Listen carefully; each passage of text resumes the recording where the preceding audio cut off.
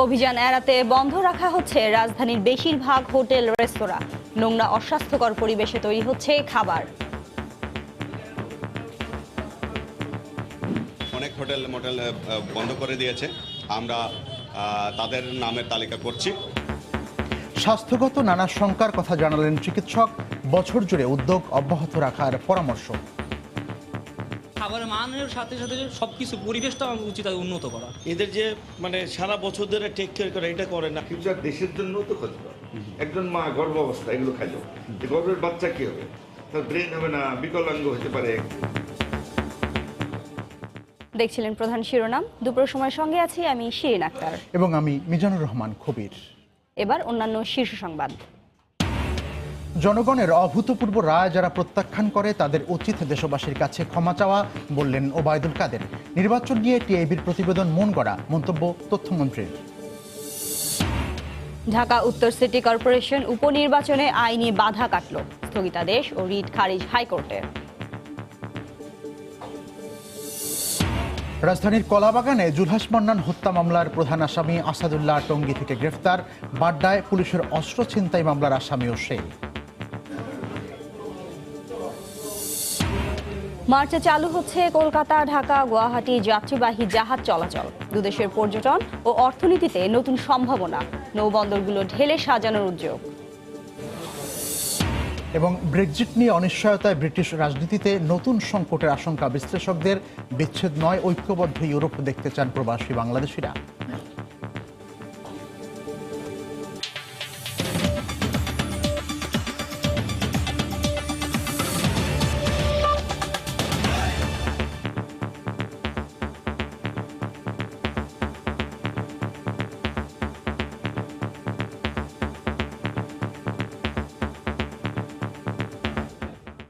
রাজধানীতে চলছে ভ্রাম্যমাণ আদালতের ভেজাল বিরোধী অভিযান।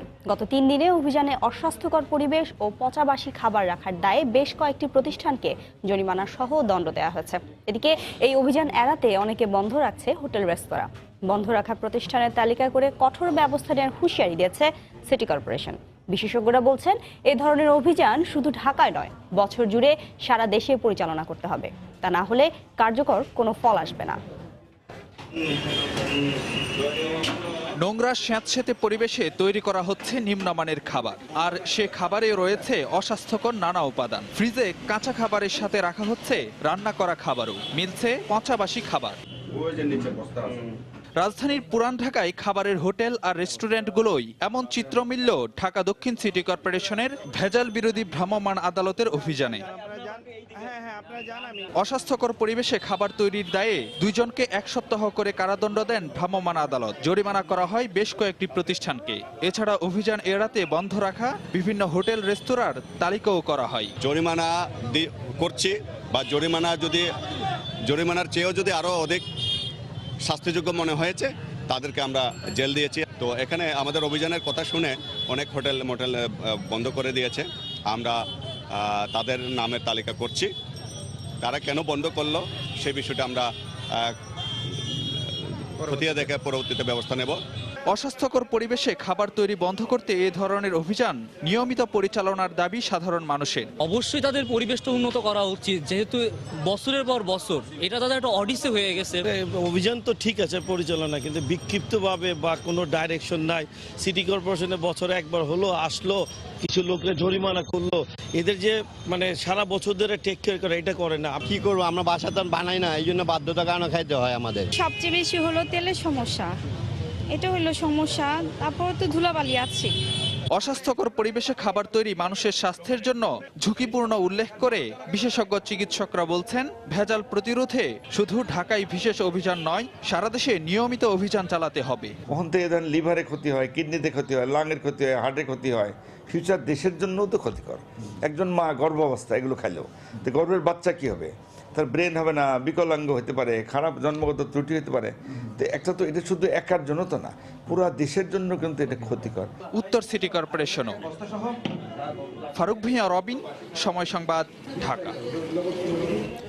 ভেজাল খাবারের বিরুদ্ধে অভিযানের খবর জানাতে এই মুহূর্তে রাজধানীর নাজিরা বাজারে আছেন রিপোর্টার শাফিন জাহিদ। আমরা এখন সরাসরি চলে যাচ্ছি তার কাছে। শাফিন।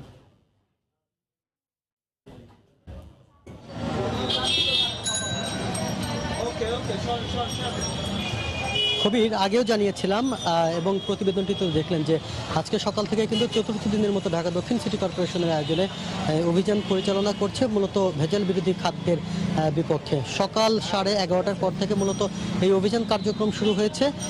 আজকে 4 দিন, চতুর্থ দিন অর্থাৎ এই সপ্তাহে রবিবার থেকে এই অভিযান শুরু হয়েছিল ঢাকার দক্ষিণ সিটি কর্পোরেশনের যে এলাকাগুলো আছে বিভিন্ন এলাকাটিতে। আজকে অঞ্চল 4 অর্থাৎ পুরান ঢাকার নাজিরা বাজার, আলাউদ্দিন রোড এবং এই আশপাশ এলাকাটিতে কিন্তু সকাল থেকে অভিযান আমরা দেখেছি এবং এই অভিযানে মূলত যে বিষয়গুলো নির্বাহী ম্যাজিস্ট্রেট দেখেছেন সেটা হলো খাদ্যের যে ভেজাল বিরোধী সেই বিষয়গুলো, সেই সাথে অস্বাস্থ্যকর পরিবেশ এবং অস্বাস্থ্যকর পরিবেশের পাশাপাশি যে অন্যান্য পরিবেশ রয়েছে, যে দিক নির্দেশনাগুলো থাকা উচিত ছিল প্রতিটি হোটেলে সেগুলো মানছেন কিনা তারা, সেই বিষয়গুলো দেখে কিন্তু জরিমানা করেছেন। আমরা দেখেছি ঢাকা থেকে নাজিরা বাজার এলাকায় আপনি জানেন যে প্রায় কয়েক শত দোকানপাট কিন্তু এই এলাকাটিতে অবস্থান করছেন।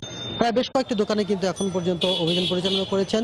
সর্বনিম্ন 5,000 টাকা থেকে শুরু করে বিভিন্ন দোকানে এর থেকেও বেশি জরিমানা কিন্তু করেছেন। সেই সাথে আমরা এখনো পর্যন্ত জানি একটি হোটেলে 2 জনকে কারাদণ্ড দিয়েছেন, বিনাশ্রম কারাদণ্ড 7 দিনের করে 2 জনকে দেওয়া হয়েছে। সেই সাথে অন্যান্য যে হোটেলগুলো রয়েছে অর্থাৎ নাজিরা বাজারে হাজি বিরিয়ানি কিংবা হানিফ বিরিয়ানি থেকে শুরু করে বেশ কয়েকটি প্রসিদ্ধ খাবারের হোটেল রয়েছে, সেই হোটেলগুলোতেও কিন্তু গিয়েছেন এবং যেখানে খাবারের মান ভালো রয়েছে তাদেরকে কিন্তু একসাথে ধন্যবাদ জানাচ্ছেন। পাশাপাশি যাদের খাবারের মানের পাশাপাশি অন্যান্য পরিবেশ খারাপ রয়েছে সেগুলো যাতে আগামী দিনগুলোতে ভালো রাখেন সেই বিষয়গুলোতে সচেতনতা বাড়ানোর জন্য কাজ করছেন। এছাড়াও রান্নাঘরে ঢুকেছেন, রান্নাঘরের যে অন্যান্য পরিবেশ রয়েছে আমরা দেখেছি কিছু হোটেলে একটি ফ্রিজের মধ্যে একই সাথে কাঁচা খাবার এবং রান্না করা খাবার রেখে প্রিজার্ভ করা হয়েছে, সেই বিষয়গুলো কিন্তু আমরা দেখেছি। অর্থাৎ গতকালের অর্থাৎ পুরনো যে খাবার উচ্ছিষ্ট খাবার যে বাকি অংশ বেঁচে যায় সেই অংশগুলো কিন্তু তারা প্রিজার্ভ করে এই ফ্রিজে, সেই ফ্রিজের খাবার পরবর্তীতে অন্যদিনে বিক্রি করে। এই বিষয়গুলো মাথায় রেখে কিন্তু তারা সকাল থেকে অভিযান পরিচালনা করেছে আমরা দেখেছি এবং এই অভিযান আগামী কালও অব্যাহত থাকবে বলে, অর্থাৎ প্রথম সপ্তাহের শেষ দিন হিসেবে আগামীকাল অব্যাহত থাকবে বলে আমাদেরকে জানিয়েছেন এবং যদি প্রয়োজন হয় তাহলে আগামী সপ্তাহেও এই অভিযান মাননীয় মেয়রের নির্দেশে হয়তো চলতে পারে বলে নির্বাহী ম্যাজিস্ট্রেট আমাদেরকে জানিয়েছেন। এই এলাকাটিতে মূলত যে শত শত দোকান রয়েছে তার অধিকাংশ দোকানই কিন্তু এই অভিযান পরিচালনা দেখে কিন্তু বন্ধ করে দিয়েছে, এই বিষয়গুলো দেখেছে এবং তারা নির্বাহী ম্যাজিস্ট্রেট জানিয়েছে এই যে দোকানগুলো বন্ধ রয়েছে কিংবা এই অভিযান পরিচালনা দেখে বন্ধ রেখেছেন এই দোকানগুলোর একটা তালিকা তৈরি করছেন এবং এই তালিকা ধরে ধরে তাদের বিরুদ্ধে ব্যবস্থা নেওয়ার কথাও আশ্বাস আমাদেরকে দিয়েছেন। তো ঢাকা দক্ষিণ সিটি কর্পোরেশনের মতো কিন্তু কবির ঢাকা উত্তর সিটি কর্পোরেশন অভিযান চালাচ্ছেন এবং সেই খবর জানাতে কিন্তু আমাদের সাথে সহকর্মী তামিম রয়েছেন। তামিমের কাছে চলে যাব। তামিম,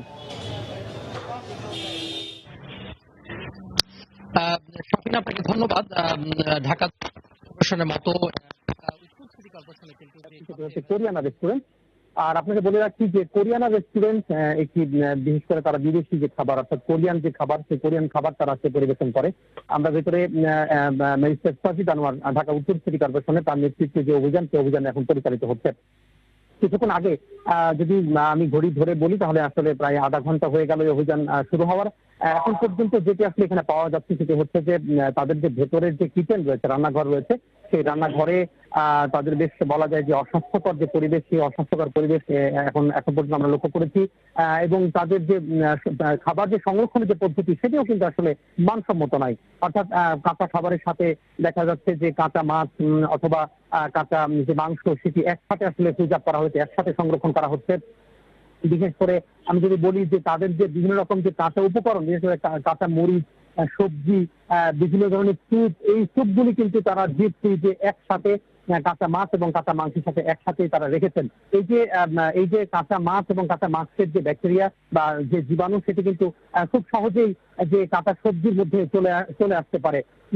এভাবে কিন্তু অস্বাস্থ্যকর স্বাস্থ্যের যে হানি ঘটে সেটি কিন্তু আসলে খুবই কাম্য নয়। তো এখানকার যে ম্যাজিস্ট্রেট যিনি পরিচালনা করছেন জনাব সাজিদ আনোয়ার, তার সাথে আমরা কথা বলছি। তিনি বলছেন যে এই যে তাদের যে সংরক্ষণের পদ্ধতি, খাবার সংরক্ষণের পদ্ধতি, সেটি আসলে একেবারে অস্বাস্থ্যকর এবং তাদের যে সার্বিক যে পরিবেশ সেটি আসলে স্বাস্থ্যসম্মত নয়। এখন পর্যন্ত অভিযান চলছে। অভিযান শেষ হলে আসলে আমরা বলতে পারবো যে এখানে কি পরিমাণ, কি অবস্থা, কি দাঁড়ালো, সব মিলে আমরা সেই ফলাফল আপনাদেরকে জানাতে পারবো। তো ঢাকা উত্তর সিটি কর্পোরেশন থেকে গুলশান এরিয়ায় এই ছিল আমার হাতে খাদ্যের ভেজাল বিরোধী অভিযানের সবশেষ খবর। ঢাকার 2 সিটি কর্পোরেশনে চলছে খাদ্যে ভেজাল বিরোধী অভিযান। সেই খবরাখবর জানাচ্ছিলেন প্রথমে শাফিন জাহিদ, পরে তোহা খান তামিম। এদিকে কক্সবাজারেও 15টি হোটেল রেস্টুরেন্টে অভিযান চালিয়ে 2 লাখ টাকা জরিমানা করেছেন ভ্রাম্যমাণ আদালত। পর্যটকদের হয়রানি রোধে বিভিন্ন হোটেল মোটেলে অভিযান চালানো হয়। জেলা প্রশাসন জানায়, সকালে নিরিবিলি পয়েন্ট, সুগন্ধা ও কলাতলি পয়েন্টে ভ্রাম্যমাণ আদালতের 3টি দলই অভিযান চালায়। প্রতিটি হোটেল, মোটেল ও রিসোর্টে খাবারের মূল্য তালিকা না থাকা এবং অতিরিক্ত ভাড়া আদায়ের অভিযোগে অর্থদণ্ড দেওয়া হয় বলে জানান নির্বাহী ম্যাজিস্ট্রেট। এছাড়া পচাবাসী খাবার রাখার দায়ে 10টি রেস্টুরেন্টকে জরিমানা করেন ভ্রাম্যমাণ আদালত। পর্যটন মৌসুমে ভ্রাম্যমাণ আদালতেরই অভিযান অব্যাহত থাকবে বলেও জানান নির্বাহী ম্যাজিস্ট্রেট।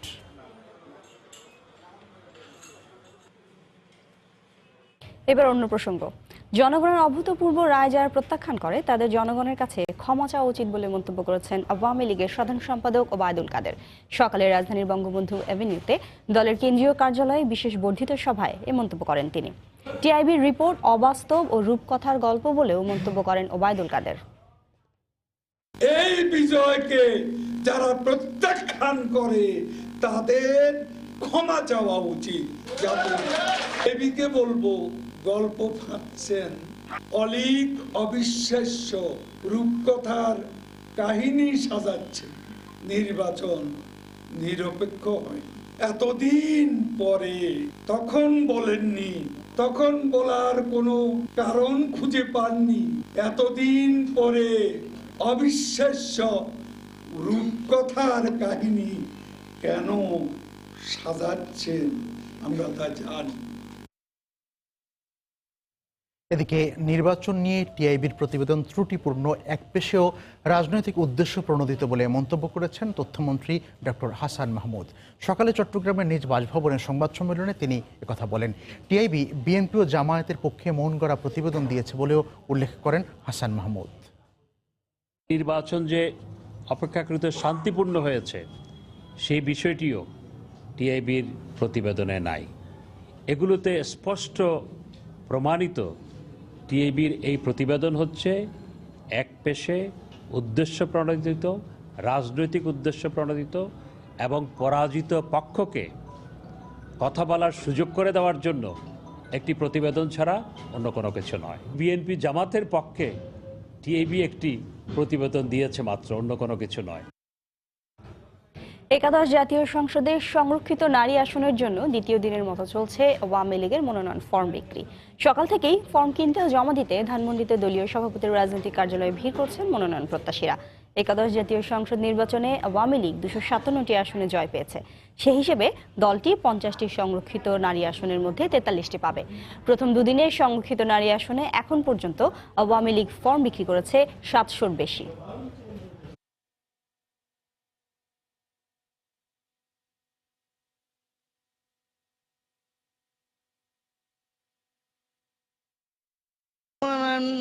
যদি আমাদের দেয়, আমরা এলাকায় দুস্থ অনাথ গরিব মানুষের পাশে দাঁড়াতে চাই। মহিলা এমপি সংরক্ষিত আসনে যদি আমাকে দেয় তবে আমি জনগণের সেবা করব। আমি 2বার সংসদ সদস্য হয়েছি, আমি কোনো তদবির করি নাই। নেত্রী আমাকে বানিয়েছেন, যে ওনার বাবার সাথে আমি রাজনীতি করেছি। সংসদে জাতীয় পার্টি বিরোধী দল হিসেবে শক্ত ভূমিকা রাখতে চায় বলে জানিয়েছেন দলের মহাসচিব মশিউর রহমান রাঙা। সকালে রাজধানীর বনানীতে দলের চেয়ারম্যানের কার্যালয়ে সংরক্ষিত নারী আসনের মনোনয়ন ফর্ম বিতরণ কার্যক্রমের উদ্বোধন করে তিনি একথা বলেন। জাতীয় পার্টির প্রেসিডিয়াম সদস্য মাসুদা রশিদ চৌধুরীকে মনোনয়ন ফর্ম দেওয়ার মাধ্যমে এই কার্যক্রমের উদ্বোধন করা হয়। প্রাথমিকভাবে 5 জনকে মনোনয়ন ফর্ম দেওয়া হয়েছে বলে দলীয় সূত্রে জানা গেছে। এ সময় জাতীয় মহিলা পার্টির নেতাকর্মীরা কার্যালয়ে ভিড় করেন। সংসদে 50টি সংরক্ষিত নারী আসনের মধ্যে জাতীয় পার্টি পেয়েছে 4টি। এসব আসনের বিপরীতে মনোনয়ন ফর্ম বিক্রি চলবে 22 জানুয়ারি পর্যন্ত। এ সময় জাতীয় পার্টির মহাসচিব মশিউর রহমান রাঙা বলেন, সংসদে গণমানুষের কথা বলতে চান তারা।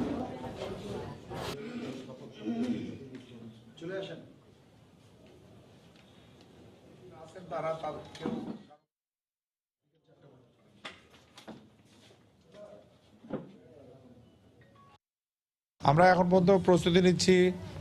সংবিধানে বিরোধী দলের যে ভূমিকা রয়েছে সেই ভূমিকা অনুযায়ী আমরা আমাদের কার্যক্রম জাতীয় পার্টি বিরোধী দলের ভূমিকায় থাকবে এবং তির্যক ভাষায় দেশের মানুষের কথা, বিভিন্ন সমস্যার কথা, যানজটের কথা, বিভিন্ন ধরনের সমস্যাগুলো নিয়ে যে সারা বাংলাদেশে প্রতিদিন যে সমস্যাগুলো সৃষ্টি হচ্ছে সেগুলো আমরা সংসদে আমাদের সংসদ সদস্যদের মাধ্যমে সেগুলো আমরা তুলে ধরব।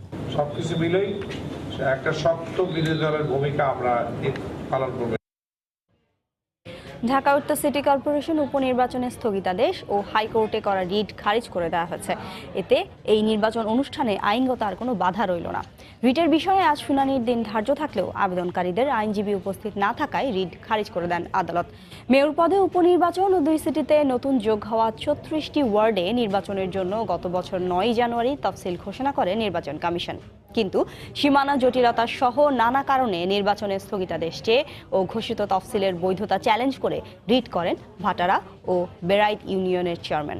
রিটটি আজ খারিজ হয়ে যাওয়ায় সরকার ও নির্বাচন কমিশন চাইলে যে কোনো সময় নির্বাচন করতে পারবে। তবে রিটকারীরা চাইলে এই আদেশের বিরুদ্ধে আপিল করতে পারবেন।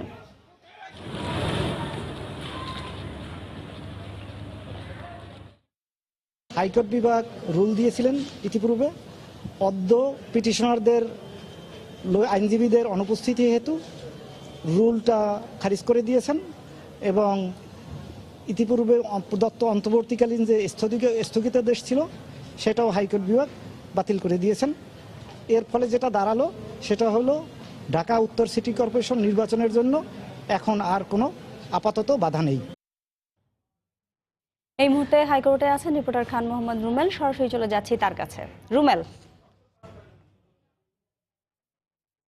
উত্তর সিটি কর্পোরেশন নির্বাচনের স্থগিতাদেশ যেটি ছিল সেই স্থগিতাদেশটি কিন্তু আজকে উঠে গিয়েছে। অর্থাৎ যে রিট আবেদনের প্রেক্ষিতে আদালতে স্থগিতাদেশটি দিয়েছিলেন সেই রিটটি খারিজ করে দিয়েছেন এই কারণে যে আজকে যেহেতু ওই রিটটির শুনানির জন্য দিন ধার্য ছিল কিন্তু রিটকারীদের পক্ষে কোনো আইনজীবী আদালতে উপস্থিত ছিলেন না। তো আমরা যেটি জেনেছি আইনজীবীর মাধ্যমে অর্থাৎ স্থানীয় সরকার মন্ত্রণালয়ের আইনজীবী তিনি উপস্থিত ছিলেন। তো তিনি যেটি বলেছেন যে এর ফলে ঢাকা উত্তর সিটি কর্পোরেশন নির্বাচন করতে আইনত আর কোনো বাধা নেই। এখন সরকার এবং নির্বাচন কমিশন যখন চাইবে যেদিন চাইবে তারা নির্বাচন অনুষ্ঠান করতে পারবে। তবে এখানে একটি বিষয় তিনি আমাদেরকে জানিয়েছেন সেটি হচ্ছে যে রিটকারী আইনজীবীরা চাইলে আজকে যে রিটটি খারিজ করে দেওয়া হয়েছে এই আদেশের বিরুদ্ধে তারা আপিল করতে পারবেন। একটু জানাতে চাই আপনাকে সেটি হচ্ছে ঢাকা উত্তর সিটি কর্পোরেশনের মেয়র আনিসুল হকের মৃত্যুর পরে আপনার এই উত্তর সিটি কর্পোরেশনের মেয়র পদে উপনির্বাচন এবং সিটি কর্পোরেশনে যুক্ত হওয়া নতুন 36টি ওয়ার্ডে নির্বাচনের জন্য তফসিল ঘোষণা করেছিল নির্বাচন কমিশন গত 2018 সালের 9 জানুয়ারি এবং সে ঘোষিত তফসিল অনুযায়ী 26 ফেব্রুয়ারি নির্বাচন অনুষ্ঠানের কথা ছিল এবং 18 জানুয়ারি ছিল আপনার প্রার্থী যারা হবেন তাদের মনোনয়ন দাখিলের জন্য দিন। তো পরবর্তীতে এই যে তফসিলটি ঘোষণা করা হয়েছিল এই তফসিলের বিরুদ্ধে বেড়াইদ ইউনিয়ন পরিষদের চেয়ারম্যান জাহাঙ্গীর আলম এবং ভাটারা ইউনিয়ন পরিষদের চেয়ারম্যান আতর রহমান তারা দুজন নির্বাচনের স্থগিতাদেশ চেয়ে আদালতে রিট করেছিলেন। তারা যেটি বলেছিলেন যে নতুন যে 36টি ওয়ার্ড তার মধ্যে 18টি ওয়ার্ড বেড়াইদ ইউনিয়ন পরিষদ থেকে এবং 18টি ওয়ার্ড হচ্ছে আপনার ভাটারা ইউনিয়ন পরিষদ সেখানে যুক্ত হয়েছিল। তো সেই কারণে এই নির্বাচনের স্থগিতাদেশ চেয়ে তারা আদালতে রিট করেছিলেন। তারা যেটি বলেছিলেন যে তাদের ওয়ার্ড যে ইউনিয়ন পরিষদের যে ওয়ার্ডগুলো সিটি কর্পোরেশনের ভিতরে অন্তর্ভুক্ত হয়ে গেছে সেখানে যারা অন্তর্ভুক্ত হয়েছেন সেই ওয়ার্ডগুলোতে এর আগে কখনো নির্বাচন হয়নি। আর যে মেয়রের আনিসুল হকের মৃত্যুতে সেখানে মেয়র পদে উপনির্বাচন হবে আর এখানে হবে হচ্ছে আপনার নতুন করে নির্বাচন। তাহলে তারা সেখানে যে কারণটা দেখিয়েছিলেন এর আগে যখন সিটি কর্পোরেশনের যে নির্বাচনটি হয়েছিল উত্তর সিটির সেখানে যারা কাউন্সিলর নির্বাচিত হয়েছিলেন তারা 5 বছরের জন্য নির্বাচিত, কিন্তু এখানে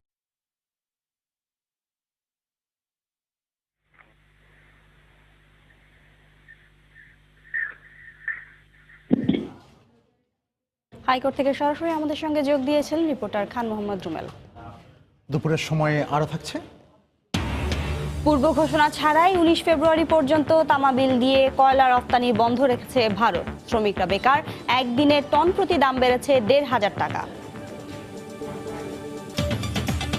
যাদের বয়স 1 বছরের নিচে ও 65 বছরের বেশি বয়সী নাগরিক যারা রয়েছেন তাদেরকে বিনামূল্যে স্বাস্থ্যসেবা দেবে সরকার। এ বিষয়ে 100 দিনের কর্মসূচি ঘোষণা করেছেন স্বাস্থ্যমন্ত্রী। বিস্তারিত জানতে আমরা সচিবালয়ে চলে যাব, সেখানে রয়েছেন আমাদের রিপোর্টার প্রসূন আশিস।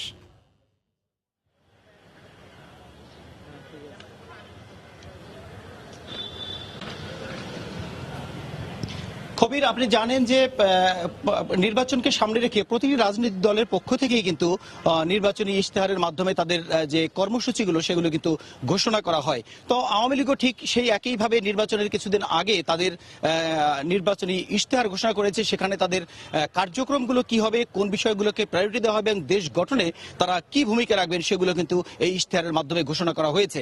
তো এরই মধ্যে আওয়ামী লীগ সরকার গঠন করার পরে মূলত সরকারের পক্ষ থেকে এবং প্রধানমন্ত্রীর কার্যালয় মন্ত্রণালয়ের পক্ষ থেকে একটি নির্দেশনা দেওয়া হয়েছে যে প্রত্যেকটি মন্ত্রণালয়কে 100 দিনের প্রায়োরিটি ভিত্তিতে 100 দিনের কর্মসূচি ঘোষণা করতে হবে। মূলত এই প্রথম 100 দিনের কর্মসূচিটি ঘোষণা করলো আজ স্বাস্থ্য মন্ত্রণালয়। স্বাস্থ্য মন্ত্রণালয়ের মন্ত্রী ডাক্তার জাহিদ মালিক তিনি কিন্তু আজকে এই কর্মসূচি ঘোষণা করে প্রথমেই বলেছেন একটি গুরুত্বপূর্ণ একটি বিষয়ের কথা, যেটি বিশ্বের বিভিন্ন দেশে রয়েছে, যে 1 বছরের নিচের বয়সী শিশু এবং 65 বছরের উপরের বয়সী দেশের নাগরিকদেরকে তারা বিনামূল্যে চিকিৎসা সেবা দেবেন। এবং এই কর্মসূচিটি ঘোষণা করে তিনি বলেছেন যে নির্বাচনী ইশতেহারে স্বাস্থ্য খাতের একটি অন্যতম কর্মসূচি এটি, তো সেটি বাস্তবায়নের জন্য মূলত এই 5 বছরের মধ্যে অনেক দূর এগিয়ে যাবে সরকার। এই 5 বছরের মধ্যে কর্ম পরিকল্পনা গ্রহণের পাশাপাশি এই 65 বছরের উপরের নাগরিকদের জন্য এই তাদের যে সুবিধাটি দেওয়া হবে সেই সুবিধাটির ব্যাপারে বিস্তারিত তারা কর্মসূচি ঘোষণা করবেন এবং এই সরকারের সময়ের মধ্যেই এটি তারা বাস্তবায়ন করবেন বলে তারা কথা দিয়েছেন। এছাড়াও যে সমস্ত স্বাস্থ্য সেবা খাতে যে সমস্ত সিন্ডিকেট রয়েছে সেই সিন্ডিকেটটিও পুরোপুরি নিয়ন্ত্রণ করবেন তারা, এটি জানিয়েছেন স্বাস্থ্যমন্ত্রী। এছাড়া অন্যান্য 100 দিনের যে কর্মসূচি রয়েছে সেগুলো ঘোষণা করেছেন এবং হাসপাতালের মানগুলো বাড়ানো হবে বলে জানিয়েছেন। মূলত এই ছিল স্বাস্থ্য মন্ত্রণালয়ের 100 দিনের কর্মসূচির গুরুত্বপূর্ণ দিকটি। কবির, প্রশ্নাশিস জানাচ্ছিলেন সচিবালয় থেকে সরকারের 100 দিন ব্যাপী স্বাস্থ্যসেবার যে কর্মসূচি সেই বিষয়ে তিনি আমাদেরকে বিস্তারিত জানাচ্ছিলেন। প্রধানমন্ত্রী শেখ হাসিনার সঙ্গে সৌজন্য সাক্ষাৎ করেছেন বাংলাদেশে নবনিযুক্ত ইরানের রাষ্ট্রদূত মোহাম্মদ রেজা নফর। সকালে প্রধানমন্ত্রীর কার্যালয়ে সাক্ষাৎ অনুষ্ঠিত হয়। এ সময় টানা তৃতীয়বারের মতো নির্বাচিত হয়ে সরকার গঠন করায় প্রধানমন্ত্রী শেখ হাসিনাকে শুভেচ্ছা অভিনন্দন জানান ইরানের রাষ্ট্রদূত। পরে বাংলাদেশ ও ইরানের মধ্যে দ্বিপাক্ষিক সম্পর্ক আরও জোরদার করা সহ দুই দেশের স্বার্থ সংশ্লিষ্ট বিভিন্ন বিষয়েও আলোচনা হয়। প্রধানমন্ত্রীর কার্যালয়ের কর্মকর্তা ও ইরান দূতাবাসের কর্মকর্তারাও এ সময় উপস্থিত ছিলেন।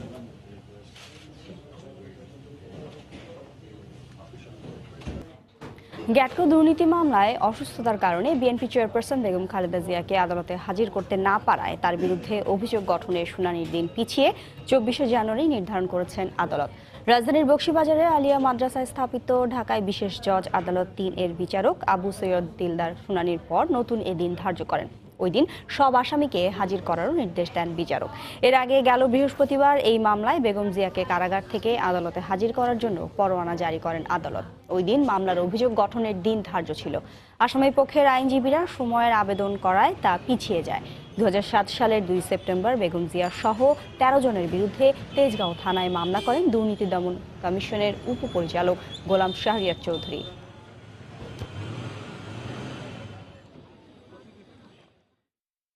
কাস্টডি আসার পর আমরা দেখলাম যে বেগম খালেদা জিয়া অসুস্থ, সেই কারণে কারা কর্তৃপক্ষ তাকে বিজ্ঞ আদালতে উপস্থিত করতে পারেনি এবং আদালত যদি এই অসুস্থতাজনিত কারণে বা অন্য কোনো গ্রহণযোগ্য কারণে আদালত তাকে উপস্থিত করতে না পারেন তাহলে মামলার কার্যক্রম অগ্রসর করার আইনগত সুযোগ থাকে না। আমরা বিজ্ঞ আদালতের কাছে এই সকল কথাগুলো উপস্থাপন করেছি এবং সেই কারণেই বিজ্ঞ আদালত আজকে এই মামলার কার্যক্রম অর্থাৎ চার্জ গঠন শুনানি মুলতবি করে আগামী 24 তারিখ পরবর্তী তারিখ নির্ধারণ করেছেন। দীর্ঘ বিলম্বিত মামলা এবং আসামিরা যারা গিয়েছিলেন তারাই উচ্চতর আদালত থেকে আদেশ করে নিয়ে এসছেন এই মামলাটাকে 6 মাসের মধ্যে নিষ্পত্তি করার জন্য। এর মধ্যে অলরেডি আমরা আসামির উপস্থিতির জন্য 1 মাস সময় পার করে ফেললাম এবং তারপর আমরা আসামি পক্ষকে বললাম যে আপনারা আপনাদের পক্ষে যুক্তিতর্ক প্রদর্শন শুরু করেন। তো তারা আবার বলছেন যে বেগম খালেদা জিয়া না আসলে তারা শুনানি করবেন না। সমস্যাটা হচ্ছে বেগম খালেদা জিয়া যখন থাকেন তারা বলে তারা অনুপস্থিত থাকেন, আবার তারা যখন উপস্থিত থাকেন বেগম খালেদা জিয়া অনুপস্থিত থাকেন। এই ঝামেলার মধ্যে আমরা এই মামলার কার্যক্রম চালিয়ে যেতে পারছি না। সাবেক ইউএসএইড কর্মকর্তা জুলহাস মান্নান এবং তার বন্ধু নাট্যকর্মী মাহবুব তনয় হত্যা মামলার প্রধান আসামি আসাদুল্লাহকে গাজীপুরের টঙ্গী থেকে গ্রেফতার করেছে পুলিশের কাউন্টার টেরোরিজম ইউনিট। সমকামীদের নিয়ে কাজ করায় জঙ্গি নেতা বরখাস্ত মেজর জিয়ার নির্দেশেই জুলহাস ও তনয়কে হত্যা করা হয় বলে প্রাথমিক জিজ্ঞাসাবাদে সে জানায়। গ্রেফতারকৃত আসাদুল্লাহ বাড্ডায় পুলিশের অস্ত্র ছিনতাই মামলারও আসামি বলে পুলিশ জানিয়েছে। দেশজুড়ে উগ্রপন্থীদের একের পর এক হামলার মধ্যে 2016 সালের 25 এপ্রিল রাজধানীর কলাবাগানে নিজ বাসায় হত্যা করা হয় সাবেক ইউএসএইড কর্মকর্তা জুলহাস মান্নান এবং তার বন্ধু নাট্যকর্মী মাহবুব তনয়কে। ঘটনার দিন রাতেই জুলহাসের ভাই মিনহাজ বাদী হয়ে কলাবাগান থানায় হত্যা মামলা দায়ের করে। এরপর থেকে আসামিদের ধরতে মাঠে নামে আইন শৃঙ্খলা রক্ষা বাহিনী। ঘটনার পর 2 বছর পার হয়ে গেলেও এই মামলায় মাত্র 4 জনকে গ্রেফতার করতে সমর্থ হয় আইন শৃঙ্খলা রক্ষা বাহিনী, যাদের মধ্যে 3 জন ঘটনার সত্যতা স্বীকার করে স্বীকারোক্তিমূলক জবানবন্দি দিয়েছে। তাদের দেওয়া তথ্যের ভিত্তিতেই মঙ্গলবার সন্ধ্যায় কাউন্টার টেরোরিজমের বিশেষ অভিযানে টঙ্গী থেকে গ্রেফতার করা হয় আসাদুল্লাহকে। বুধবার দুপুরে ডিএমপির মিডিয়া সেন্টারে সংবাদ সম্মেলনে জানানো হয়, গ্রেফতার আসাদুল্লাহ জুলহাস তনয় হত্যা এবং বাড্ডায় পুলিশের উপর আক্রমণ করে অস্ত্র ছিনতাইয়ের ঘটনায় সরাসরি জড়িত ছিল। আসাদুল্লাহ আগে শিবিরের রাজনীতির সঙ্গে জড়িত ছিল বলেও জানানো হয়। আমরা নিশ্চিত হয়েছি যে ওই দিন মোট 7 জন উপস্থিত ছিল, যাদের ভিতরে 5 জন ছিল কিলার গ্রুপের সদস্য এবং 2 জন ছিল ইন্টেল গ্রুপের সদস্য। তো এই 5 জনের 2 জনকে আমরা গ্রেপ্তার করতে সক্ষম হয়েছি। তাদেরই একজন আসাদুল্লাহ, তার বাবা স্থানীয় জামাতের রোকন ছিল। প্রাথমিক জিজ্ঞাসাবাদে আসাদুল্লাহ জানায়, সমকামীদের নিয়ে কাজ করায় সেনাবাহিনীর বরখাস্ত মেয়র জিয়ার নির্দেশেই হত্যা করা হয় জুলহাস তনয়কে। জুলহাস মান্নান এবং মাহবুব তনয়, তাদের ভাষায় রংধনু নামে একটা সমকামিতাকে প্রমোট করার জন্য এক ধরনের আন্দোলন করছিল। সেই কারণেই তারা এই তাদেরকে টার্গেট করা হয়।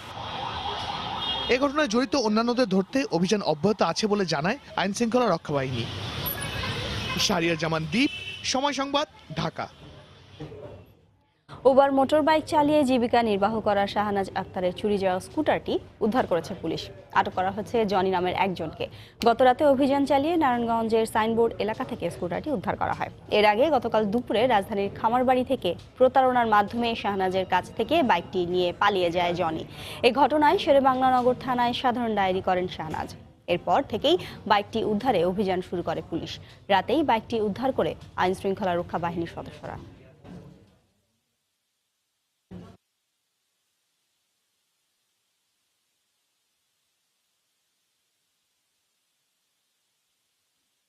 দুপুরের সময় আরো থাকছে। চট্টগ্রামে কাভার্ড ভ্যান চাপায় কলেজ ছাত্রী নিহত, চালক আটক, বিচার দাবি সহপাঠীদের। রাজধানীর ট্রাফিক ব্যবস্থায় শৃঙ্খলা ফেরাতে আজ দ্বিতীয় দিনে চলছে অভিযান। ট্রাফিক শৃঙ্খলা পক্ষ নামে এই অভিযান চলবে 31শে জানুয়ারি পর্যন্ত। দ্বিতীয় দিনের অভিযানে সকাল থেকেই শাহবাগ, বাংলা মোটর, ফার্মগেট, বিজয় সরণি, উত্তরাসহ বিভিন্ন এলাকায় কর্তব্যরত ট্রাফিক পুলিশ যানবাহনের কাগজপত্র পরীক্ষা করছেন। এছাড়াও পথচারীদের জেব্রা ক্রসিং মেনে রাস্তা পারাপার, ফুটপাত এবং ওভারব্রিজ ব্যবহারেও উৎসাহিত করা হচ্ছে। একই সঙ্গে উল্টো পথেও হেলমেট ছাড়া মোটরবাইক চালালেও জরিমানা করা হচ্ছে। পুলিশের এই কাজে সহায়তা করছে রেড ক্রিসেন্ট, রোভার স্কাউট সহ বিভিন্ন স্বেচ্ছাসেবী সংগঠনের সদস্যরা।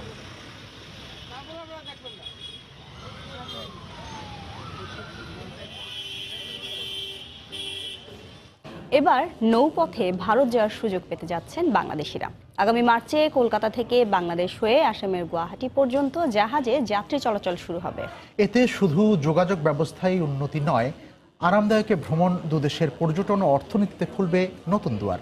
নৌযোগাযোগের সম্ভাব্য সব দিক বিবেচনা করতে আগামীকাল বৈঠকে বসছে সরকারের সংশ্লিষ্ট দপ্তরগুলো। রিপোর্ট এহসান জুয়েলের। এদেশের ভ্রমণ পিয়াসী মানুষের স্বপ্ন সত্য হতে যাচ্ছে। এবার দুই পারের সবুজ প্রকৃতি দেখে আর নদীর কলতান শুনতে শুনতে জাহাজে ভ্রমণ করে যাওয়া যাবে ভারত। নৌ প্রটোকল চুক্তির আওতায় বাংলাদেশ ও ভারতের মধ্যে পণ্যবাহী জাহাজ চলাচল করছে 1972 সাল থেকে। গত বছরের সেপ্টেম্বরে দুই দেশের মধ্যে এসওপি অনুসারে আগামী মার্চ মাস থেকে যাত্রীবাহী জাহাজ চলাচল শুরুর ব্যাপারে এর মধ্যে আগ্রহ দেখিয়েছে দুটি কোম্পানি।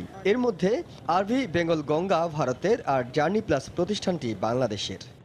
মূলত ভারতের কলকাতা হয়ে বরিশাল, চাঁদপুর, নারায়ণগঞ্জ হয়ে ঢাকা আসবে এই রুটের জাহাজ। পরে ঢাকা, মাওয়া, আরিচা, সিরাজগঞ্জ, চিলমারি হয়ে যাবে আসামের গুয়াহাটি। এই উপলক্ষে সব প্রস্তুতি সম্পন্ন করেছে বাংলাদেশ। ইতিমধ্যেই অবকাঠামোগত উন্নয়নের কাজ শুরু হয়ে গেছে। 31টা নদী বন্দর, তার মধ্যে 6টা নদী বন্দর হচ্ছে প্রোটোকল রুটের আন্ডারে। ইমিগ্রেশন ফ্যাসিলিটি ডেভেলপ করার জন্য আপাতত টেম্পোরারি কিছু ব্যবস্থা করা হচ্ছে। আগামী 1 থেকে 1.5 বছরের ভিতরে একটা আন্তর্জাতিক মানের স্ট্রাকচারাল একটা অবকাঠামোগত উন্নয়ন আমরা সাধন করতে পারবো। কলকাতা থেকে গুয়াহাটি 1535 কিলোমিটার পুরো ভ্রমণে সময় লাগবে 17 দিন। আগামী 29শে মার্চ শুরু হবে প্রথমবারের মতো এই যাত্রা। মূলত পর্যটকদের লক্ষ্য করে শুরু হওয়া এই প্রকল্পে একজন যাত্রীর খরচ হতে পারে 20 থেকে 25 হাজার টাকা। বিআইডব্লিউটিসি তার একটি জাহাজ আমরা চেষ্টা করতেছি যে এটা ঢাকা থেকে কলকাতা পর্যন্ত চালু করার জন্য, সভা করে এটার ইমিগ্রেশন, সিকিউরিটি ক্লিয়ারেন্স কিছু বিষয় আছে। অনেক পর্যটক ভারত থেকে আসবে, তাতে আমাদের যোগাযোগ, ব্যবসা, নৌ বাণিজ্য এবং পর্যটন, তাদের এই সুবিধাগুলো হবে। প্রতি বছর সড়ক ও আকাশপথে দুই দেশের মধ্যে 15 লাখ মানুষ যাওয়া আসা করেন। দেশের ভিতরে নৌপথে ছোট বড় 800 জাহাজ চলাচল করলেও আন্তর্জাতিক রুটে চলতে পারে মাত্র 12টি। দুদেশের জন্য লাভজনক এই প্রকল্পে বাংলাদেশ সমানভাবে অংশ নিতে হলে দ্রুত বেসরকারি জাহাজ নির্মাতাদের উৎসাহী করে বাড়াতে হবে জাহাজের সংখ্যা। আর যে নৌবন্দরগুলো ব্যবহার করা হবে সেগুলোতে প্রয়োজনীয় অবকাঠামো নিশ্চিত করা গেলেই আসবে টেকসই ও কার্যকর সুবিধা। ইহসান জুয়েল, সময় সংবাদ, নারায়ণগঞ্জ। পূর্ব ঘোষণা ছাড়াই আজ থেকে আগামী 19 ফেব্রুয়ারি পর্যন্ত সিলেটের তামাবিল স্থলবন্দর দিয়ে কয়লা রপ্তানি বন্ধ করে দিয়েছে ভারত সরকার। হঠাৎ করে আমদানি বন্ধ হয়ে যাওয়ায় বাংলাদেশি ব্যবসায়ীরা আর্থিকভাবে বেশ ক্ষতিগ্রস্ত হবেন বলে আশঙ্কা করা হচ্ছে। পাশাপাশি বেড়ে গেছে কয়লার দামও। দীর্ঘদিন বন্ধ থাকার পর 1 জানুয়ারি থেকে 31 জানুয়ারি পর্যন্ত কয়লা আমদানির অনুমতি দেয় ভারত সরকার। এরপর এলসি খুলে নতুন করে ব্যবসা শুরু করেন বাংলাদেশি ব্যবসায়ীরা। কিন্তু কোনো ঘোষণা ছাড়াই বুধবার থেকে ভারত সরকার কয়লা রপ্তানি বন্ধ করে দিয়েছে। আর আমদানি বন্ধ হয়ে যাওয়ায় ক্ষতির মুখে পড়েছেন বাংলাদেশি ব্যবসায়ীরা। জানুয়ারি মাসের জন্য অর্ডার হয়েছিল 1 থেকে 31 জানুয়ারি পর্যন্ত, এবং এই 15 তারিখ এক্সটেনশন হওয়ার সম্ভাবনা ছিল। এটা না হয়ে আমরা 15 সিদ্ধান্ত শুনলাম যে 16 তারিখ থেকে কয়লা বন্ধ। এতে আমরা ব্যবসায়ীরা অনেক ক্ষতিগ্রস্ত, আমাদের অনেক এলসি পড়ে আছে, ভাঙ্গা এলসি। ব্যবসায়ীরা জানান কয়লা আমদানির জন্য গতকালও তারা ভারতে এলসি করেছেন। এখন বন্ধ হয়ে যাওয়ায় এলসি ডিউটির টাকায় ক্ষতি হবে তাদের। আমাদের ব্যবসায়ীদের অনেক ক্ষতিগ্রস্ত হবে। আমাদের কেবল গতকালকেই আমরা অনেক লক্ষ লক্ষ টাকার, কোটি কোটি টাকার এলসি করছি, সরকারের রাজস্ব দিছি। কার্পাসগুলা বাকি উপরে আটকে যাবে, বা অনেক লোড গাড়ি আছে বা লোড করাইছে, আমরা পাই নাই। অনেকে আছে নতুন এলসি করছে, কোন মালই পায় নাই এখন পর্যন্ত। কয়লা আমদানি বন্ধ থাকায় বেকার হয়ে পড়েছেন হাজার হাজার শ্রমিক। ট্রাক চালকরাও বসে আছেন বেকার। কাজ নাই, বেকার থাকে সারাদিন। কয়লা বন্ধ হইলে আমরা গাড়িও চালানি বন্ধ হইব। আমার গাড়িতে 5-6 জন লোডার থাকে, তারাও অবসর হয়ে যায়, কোনো কাজকর্ম পায় না। কয়লা পাথর যদি বন্ধ হয়ে যায় আমরা কি কর্ম করে বাঁচবো? প্রতিদিন এই শুল্ক স্টেশন দিয়ে 300-র মতো কয়লা ট্রাক দেশে প্রবেশ করে। কয়লা রপ্তানি বন্ধের প্রতিবাদে ভারতের মেঘালয়ে আন্দোলন করছেন সেখানকার ব্যবসায়ীরা। সময় সংবাদ, সিলেট। আরএফএল এর রেইনবো পেইন্টস, জাদুই জানে। রেইনবো পেইন্টস, ছড়াও জীবনের রং। রাজধানীর টিকাটুলি এলাকায় বোনকে উত্ত্যক্ত করার প্রতিবাদ করায় মারধরের শিকার হয়েছেন এক বড় ভাই। পরিবারের অভিযোগ, বিশ্ববিদ্যালয় পড়ুয়া মাইশা করিমকে উত্ত্যক্ত করত পাশের ফ্ল্যাটের সুমন, সুজন ও মশিউর। মাইশা তার বড় ভাই শুভকে বিষয়টি জানালে তিনি এর প্রতিবাদ করেন। এ সময় উত্ত্যক্তকারীদের সঙ্গে মাইশার ভাইয়ের তর্ক হয়। পরে গতরাতে শুভ বাসায় ঢোকার সময় সুমন, মুস্তাফিজ সহ 20-25 জন শুভ ও তার 2 বন্ধুকে রড দিয়ে পিটিয়ে আহত করে। গুরুতর আহত অবস্থায় তাকে রাজধানী ইউনাইটেড হাসপাতালে ভর্তি করা হয়েছে। এ ঘটনায় মামলার প্রস্তুতি চলছে। আমাকে প্রায় সময় রাস্তায় আসা যাওয়া উত্ত্যক্ত করতো, আজে বাজে ব্যাড কমেন্টস করতো, যার কারণে আমি কখনো বলিনি, বিকজ এটা অনেক সমস্যা হতে পারে। এতই ব্যাড কমেন্টস করতেছে যে আমি সহ্য সীমার বাইরে চলে গেছে, এতই বাজে কথা বলছে, যার জন্য আমার বাসায় জানাইতে বাধ্য হয়েছি। তো পরে আমার ভাইয়া ওনাকে কয়েকটা কথা বলছে, জাস্ট বলছে যে কেন, জিজ্ঞেস করছে যে কেন আমার বোনকে সম্পর্কে সব কথাবার্তা বলা হয়েছে বা সামথিং। কিন্তু এই কথার জের ধরে উনি আমার ভাইয়াকে এসে কাল রাতে ইচ্ছা মতো মেরে চলে গেছে। তার হাত বা মুমূর্ষ অবস্থা। এটা কেন? থেকে 25 জন ছেলে আইসা আমাদের আক্রমণ করলো আর কি। হাতে হকি স্টিক ছিল, লাঠি ছিল, লোহার পাইপ ছিল, যেভাবে পারছে মারছে। চট্টগ্রামে কাভার্ড ভ্যান চাপায় প্রাণ গেল এক কলেজ শিক্ষার্থীর। সকালে কলেজে যাওয়ার পথে তাকে পেছন থেকে চাপা দেয় কাভার্ড ভ্যান। দুর্ঘটনার পরই চালক জসিমকে আটক করে পুলিশ। চালকের শাস্তি দাবি করেছেন সহপাঠী ও স্বজনরা। কলেজ শিক্ষার্থী সুমা বড়ুয়াকে হারিয়ে এভাবেই চট্টগ্রাম মেডিকেল কলেজ হাসপাতালে এসে কান্নায় ভেঙে পড়েন তার স্বজনরা। আহাজারিতে ভারী হয়ে ওঠে আশপাশের পরিবেশ। বুধবার সকালে ঘর থেকে বের হয়ে নগরী সিটি কলেজের এইচএসসি প্রথম বর্ষের শিক্ষার্থী সুমা বড়ুয়া কলেজ যাচ্ছিলেন। নগরী কোতোয়ালি মোড়ে পেছন থেকে একটি কাভার্ড ভ্যান তাকে চাপা দেয়। এতে ঘটনাস্থলেই মৃত্যু হয় সুমার। এ ঘটনায় বিচার দাবি করেছেন তার সহপাঠী ও স্বজনরা। কলেজে যাচ্ছিল, সিটি কলেজ সকালে বেরিয়েছে বাস থেকে নামার পরে কাভার্ড ভ্যান নাকি মানে পুলিশের উদ্ধৃতি দিয়ে আর কি বলতেছে, পুলিশে বলছে মানে কাভার্ড ভ্যানে ইয়া করতেছে। ঘাতক গাড়িটি জব্দের পাশাপাশি চালক জসিমকে আটক করেছে পুলিশ। আমরা তৎক্ষণাৎ সাধারণ মানুষের সহায়তায় ড্রাইভার এবং ওই ভেহিকেলটা আমরা আটক করতে সক্ষম হয়েছি এবং এই বিষয়ে আইনগত যা যা করার সবকিছু আমরা করছি। সুমারবাড়ি নগরীর বহদ্দার হাটের বাস সিগন্যাল এলাকায় 3 বোনের মধ্যে ছোট সে। সময় সংবাদ, চট্টগ্রাম। প্রথমবারের মতো কার্গো ফ্লাইট চালুর উদ্যোগ নিতে যাচ্ছে রাষ্ট্রীয় উড়োজাহাজ পরিবহন সংস্থা বিমান বাংলাদেশ এয়ারলাইন্স। নতুন বিমান কিনে অথবা ভাড়া নিয়ে এই সার্ভিস চালু করা হবে। কার্গো সার্ভিসের বাজার রুট নির্ধারণ ও পরিচালন ব্যয়, সার্বিক বিষয়ের সম্ভাব্যতা যাচাইয়ে 5 সদস্যের কমিটি গঠন করেছে সংস্থাটি। ব্যবসায়ীরা বলছেন এতে আকাশপথে পণ্য পরিবহন খরচ কমবে। বিস্তারিত জানাচ্ছেন হাজেরা শিউলি। শুধু কার্গো বা পণ্য পরিবহনের জন্য আলাদা কোনো উড়োজাহাজ নেই বিমানের। যাত্রীবাহী উড়োজাহাজের কার্গো হোল্ডে সীমিত পরিমাণে বাণিজ্যিক পণ্য পরিবহন করে বিমান বাংলাদেশ এয়ারলাইন্স। ফলে মধ্যপ্রাচ্য, যুক্তরাজ্য সহ ইউরোপ ও দক্ষিণ পূর্ব এশিয়ার বিভিন্ন দেশে বিশাল বাজার থাকলেও সুযোগ কাজে লাগাতে পারছে না বাংলাদেশ। বাংলাদেশ থেকে আকাশপথে 90% পণ্যই পরিবহন করে বিদেশি এয়ারলাইন্সগুলো। এই প্রেক্ষাপটে প্রধানমন্ত্রীর নির্দেশনা অনুসারে আলাদা কার্গো ফ্লাইট চালুর প্রক্রিয়া শুরু করেছে বিমান। এ ব্যাপারে বিমানকে কারিগরি ও আর্থিক সহায়তা দিতে চায় যুক্তরাষ্ট্রের বোয়িং কোম্পানি। বাজারটা ধরবার জন্য বিমান ডেডিকেটেড কার্গো ফ্লাইট চালু করার লক্ষ্যে কর্তৃপক্ষ ইতিমধ্যে 5 সদস্য বিশিষ্ট একটি কমিটি গঠন করেছে, যে কমিটি আমাদের কার্গো ফ্লাইট চালুর সম্ভাব্যতা যাচাই করবে এবং এই কার্গো ফ্লাইট চালু করার জন্য কী টাইপের উড়োজাহাজ দরকার এবং কোন কোন মার্কেটে এই ফ্লাইটটা অপারেট করবে, তার ফ্রিকোয়েন্সি কী হবে এবং তার আর্থিক সম্ভাব্যতা সব কিছু চুলচারা বিশ্লেষণ করে কমিটি কর্তৃপক্ষের কাছে খুব শীঘ্রই একটা প্রতিবেদন পেশ করবে এবং তারপর ভিত্তি করে আমরা পরবর্তী অ্যাকশনে যাব। ব্যবসায়ীরা মনে করেন বিমান কার্গো সার্ভিস চালু করলে সাশ্রয়ী ভাড়ায় পণ্য পরিবহন করা যাবে, বাঁচবে বৈদেশিক মুদ্রা। তবে এই সার্ভিস লাভজনক করতে সঠিক রুট নির্ধারণ ও কার্গো ব্যবস্থাপনার অটোমেশন চান তারা। বিমানকে স্টাডি করতে হবে যে কোন কোন জায়গাগুলো এখন মার্কেট তৈরি করা আছে, তারা কিভাবে সেই কানেকশনটা করে কার্গো। বিমানে এই মার্কেটটাকে এখন ক্যাপচার করা দরকার, অর্থাৎ সেই জন্য তার সক্ষমতা বাড়ানো প্রয়োজন। ইকুইপমেন্টসগুলো এগুলো আরও আধুনিকায়ন করা, ওয়্যার হাউসটাকে খুব আধুনিকরণ করে সাজানো, অর্থাৎ আমি যেন মুহূর্তের মধ্যে জানতে পারি আমার কার্গোটা কোথায় আছে, কি অবস্থার মধ্যে আছে। 2017-18 অর্থ বছরে বিমান কার্গো পরিবহন করেছে 32,667 মেট্রিক টন। এখাতে আয় করেছে 245 কোটি টাকা। পৃথক কার্গো ফ্লাইট চালু করলে আয় অনেক বাড়বে প্রত্যাশা কর্তৃপক্ষের। হাজিরা শিউলি, সময় সংবাদ, ঢাকা। 21শে বইমেলাকে সামনে রেখে ব্যস্ত সময় পার করছেন লেখক, প্রকাশক ও প্রচ্ছদ শিল্পীরা। লেখক ও প্রচ্ছদ শিল্পীদের কেউ পরিবর্তন পরিমার্জন, কেউ বা এখনো নিমগ্ন নতুন সৃষ্টিতে। অন্যদিকে বই ছাপার কাজে ব্যস্ত প্রকাশকরা। সবারই প্রত্যাশা এবারের বইমেলা মুখর থাকবে পাঠকের পদচারণায়। তরিকুল ইসলাম সৌরভের রিপোর্টে বিস্তারিত। ভাবনার হাওয়ায় দোলা লাগলে শব্দেরা ছুটে আসে, নব আনন্দে সৃষ্টি হয় সাহিত্য। লেখক মাত্রই চাওয়া প্রকাশিত হোক তার সৃষ্টিকর্ম। তবে এই প্রত্যাশা আরও প্রবল হয় যখন দুয়ারে করা নাড়ে অমর 21শে গ্রন্থমেলা। তাই তো প্রতিবারের মতো এবারও লেখকদের ব্যস্ততার কমতি নেই এতটুকু। বইমেলার একটা আলাদা চরিত্র আছে তো, এবং বরাবরের ঐতিহ্য আছে। লেখক, প্রকাশক এরা সবাই মিলেই এটাকে একটা নতুনত্ব সংযোজন করে, সেই হিসাবে একটু ভিন্নতম বটেই।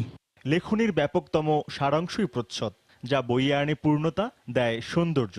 বইয়ের প্রচ্ছদ এখন নিজেই এক শিল্প, তাই তো প্রচ্ছদ শিল্পীরাও এখন ব্যস্ত। প্রথমে দর্শনধারী একটা কথা আছে, পাঠক এই যে বইয়ের কন্টেন্ট জেনে এসে বই ধরবে তা না, সেক্ষেত্রে প্রচ্ছদ দেখবে, প্রচ্ছদের প্রতি আকৃষ্ট হবে, তারপর হয়তো বইটা হাতে নেবে দেখবে। সব মিলিয়ে আমার হাতে প্রায় আমি প্রায় 70-75টার মতো বই করেছি, আরো প্রায় 30-35টা কভার হাতে আছে। ছাপা, বাধাই সহ নানা ধাপ পেরিয়ে পাণ্ডুলিপি হয়ে উঠছে বই। যাদের তত্ত্বাবধানে এটি হচ্ছে তাদের ব্যস্ততা এখন বহুগুণ থাকবে, এটা অনুমেয়। তবে এই ব্যস্ততার মাঝেও তাদের প্রত্যাশা মেলা শুরুর আগেই সকল কাজ শেষ করতে পারবেন তারা। প্রায় 60% মতো কাজ শেষ করে ফেলেছি। আমরা চিন্তা করছি প্রথম সপ্তাহে প্রায় 70% মতো বই নিয়ে আসতে পারবো। বইয়ের মানটা আসলে নির্ভর করে আপনি কতটা সময় দিচ্ছেন বইয়ের উপরে। তো আমরা চেষ্টা করি সময়টা দেওয়ার জন্য। বইমেলার আয়োজক বাংলা একাডেমি। মেলার সুষ্ঠু আয়োজনের লক্ষ্যে একাডেমির কর্মকর্তা কর্মচারীরাও কাজ করে যাচ্ছেন নিরলসভাবে। শূন্য এ প্রাঙ্গণ ভরে উঠবে প্রাণের সজীবতায়। প্রকাশক লেখকদের প্রস্তুতি তো চলছেই, এবার পাঠকের প্রস্তুত হওয়ার পালা।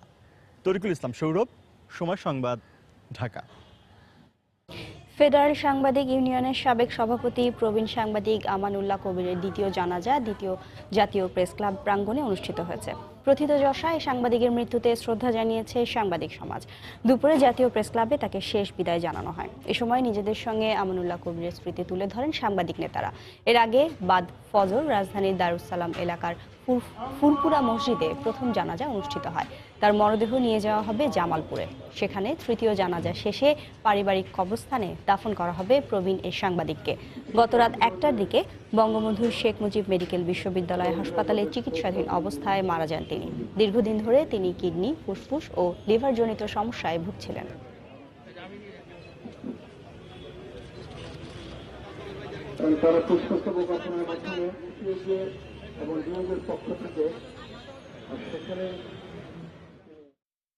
সাংবাদিকদের আন্দোলন, সাংবাদিকদের অধিকার আন্দোলন এবং সাংবাদিকতার উন্নয়নের জন্য আমরা যেসব আন্দোলন করেছি এবং এরশাদ বিরোধী আন্দোলনের সময় আমি বিএফইউজের প্রেসিডেন্ট ছিলাম, আমানুল্লাহ কবির আমার সাথে সেক্রেটারি জেনারেল ছিল। আমরা যৌথভাবে এই আন্দোলন পরিচালনা করে সাংবাদিকদের জন্য একটা গৌরব উজ্জ্বল ইতিহাস রচনা করতে পেরেছিলাম এবং এরশাদের পতনের পরে সাংবাদিকতার অনেকগুলি কালা কানুন বাতিল করা হয়েছে। শেষ দিকে এসে তিনি বারবারই সাংবাদিক ইউনিয়নের ঐক্য না থাকার কারণে সাংবাদিক সমাজ কত দিক থেকে ক্ষতিগ্রস্ত হচ্ছে সেই প্রশ্নটি তুলতেন। কাজে তিনি আপাতমস্তক একজন পেশাদার সাংবাদিক ছিলেন এবং বাংলাদেশে পূর্ণকালীন ইংরেজি সাংবাদিকতা করেছেন। এমন সফল ইংরেজি সাংবাদিকতার দৃষ্টান্ত খুব অল্প কয়েকজন আছেন, তার মধ্যে তিনি একজন। তিনি যখন বাংলাদেশ ফেডারেল সাংবাদিক মহাসচিব ঐক্যবদ্ধ ইউনিয়নের, আমি তখন সাধারণ সম্পাদক ঢাকার সাংবাদিক। আমরা 6 দিন একটানা সমস্ত গোটা দেশের সংবাদপত্র বন্ধ রেখে আমরা গণতন্ত্রের বিজয় অর্জন করেছিলাম। আমানুল্লাহ কবিরের যে এই যে অবদান গণতন্ত্র বিজয়ের ক্ষেত্রে এবং মানবাধিকার প্রতিষ্ঠার ক্ষেত্রে, সাংবাদিকতার ক্ষেত্রে, ইংরেজি সাংবাদিকতা তিনি যে পারদর্শী ছিলেন, এই স্মৃতি আসলে ভোলার মতো নয়। দুপুরের সময় শীর্ষ সংবাদগুলো জানিয়ে দিচ্ছি আরেকবার।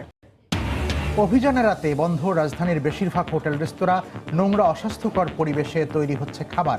বছর জুড়ে অভিযান চালানোর পরামর্শ। 1 বছরের নিচে ও 65 বছরের বেশি বয়সী নাগরিকদের বিনামূল্যে স্বাস্থ্য সেবা দেবে সরকার। 100 দিনের কর্মসূচি ঘোষণা স্বাস্থ্যমন্ত্রীর।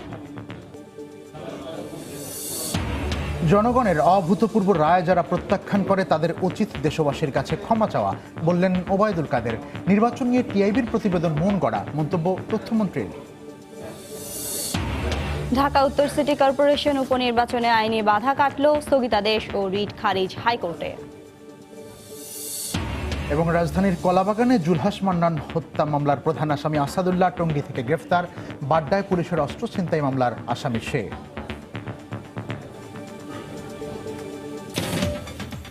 এই ছিল দুপুরের সময়। আপনার মোবাইলের সময় সংবাদ দেখতেও যে কোনো খবর পেতে ডাউনলোড করুন সময় অ্যাপ। সঙ্গেই থাকুন সময়।